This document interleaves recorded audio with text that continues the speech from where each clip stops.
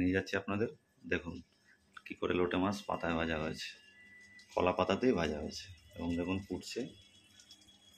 এই অবস্থা আপনি মাছটা খুব গোটা গোটা পাবেন, আপনি মাছটা গোটা থাকবে, নষ্ট হবে না কোনোবার, ঝুড়ো ঝুড়ো হয়ে যাবে না। কিছুই নেই এর মধ্যে, নর্মাল শুকনো লঙ্কা বাটা, হলুদ, নুন আর কাঁচা তেল, ব্যাস, আর কিছু লাগে না। আপনারা অবশ্যই এটাকে খাবেন, ট্রাই করবেন। কিছুই নয়, লোটে মাছটাকে প্রথমে বাটা লঙ্কা, শুকনো লঙ্কা, তার সঙ্গে হলুদ, নুন আর কাঁচা তেল একটু বেশি করে দিয়ে, কলা পাতা দিয়ে আস্তে আস্তে একদম খুব কম আঁচে দিয়ে করবেন, আশা করি ভালো লাগবে।